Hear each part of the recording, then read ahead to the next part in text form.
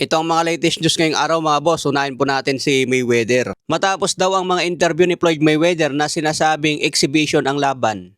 Ito ang eksaktong sinabi ni Pacquiao mga boss. Sa tingin ko natatakot siyang matalo dahil iyon ang ginagamit niyang leverage para makapag-exhibition siya kung saan-saan. Kapag masira ang record niya, wala na siyang maipagmayabang. Para sa akin, hindi siya pwedeng kumawala sa kontratang ito. Marami siyang haharapin na kaso kapag hindi niya tinupad ang commitment na ito.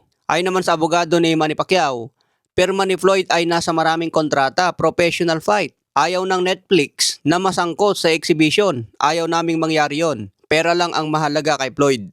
Kailangan lang ng team ni Mayweather na makita kung gaano kalaki ang platform ng Netflix at ang lahat ng oportunidad na pwede nitong ibigay. Bukas na po ang deadline, April 15, araw dito sa Pilipinas. Dagdag pa sa report mga boss, hanggat may matitinong tao sa paligid ni Floyd, kaya nilang kumita ng napakalaki. Sayang ang oportunidad na ito. Mas malaki pa sa kinita ni Floyd Mayweather sa loob ng 5 taon ang kikitain niya dito sa laban. Ayan mga boss, April 15 po ang deadline para ma-finalize na.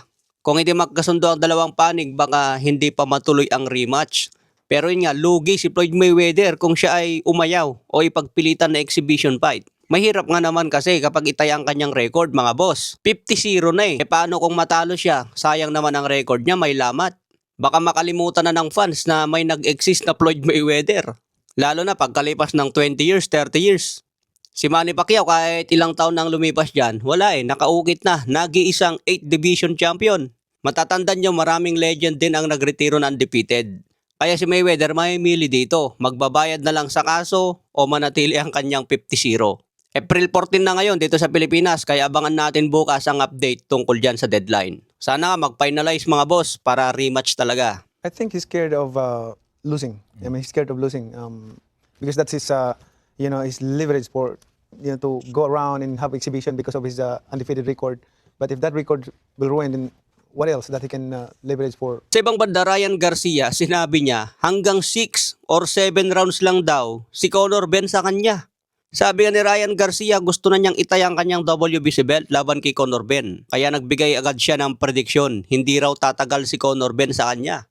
Base sa pinakitang estilo ni Conor Ben kontra Regis Prograis. Kaya abangan natin kung maikasa ito mga boss, matinding bakbakan sa welterweight division. Kanino kayo dyan kung sakaling matuloy? Tingin ko mahirapan pa rin si Ryan Garcia kay Conor Ben. Napatumba ni Ryan Garcia si Mario Barrios pero hindi pa rin niya natapos sa TKO. E di mas lalo na si Conor Ben mga boss, may katigasan din ito eh. Kaya niya siguro pabagsakin si Conor Ben pero mahirapan din niyang tapusin sa knockout. Kaya magandang laban talaga ito kung matuloy mga boss. Sa ibang banda, Timothy Bradley binanatan si Tyson Fury sa katatapos na laban niya kay Makmudov. Sabi ni Bradley si Tyson Fury hindi niya na-knockout ang human punching bag na si Makmudov. Hindi raw naniniwala si Timothy Bradley sa mga dahilan ni Tyson Fury na galing ito sa mahabang pahinga sa boxing. Ayon sa kanya, kaedad lang ni Terence Crawford si Fury pero nakabalik si Crawford mula sa shoulder injury at dinomina niya si Canelo Alvarez, isang kalaban na 2 weight class na mas mabigat kaysa sa kanya. Kinumpara na naman ni Timothy Bradley si Crawford at Tyson Fury. Magkaiba naman kasi ang laban sa heavyweight division. At kilala naman si Tyson Fury na hindi siya power puncher sa heavyweight. Talagang puntos lang po yan kapag nanalo. Bonus na lang kapag nakapagbigayan ng knockout si Fury. Okay mga boss, hanggang sa muli nating updates.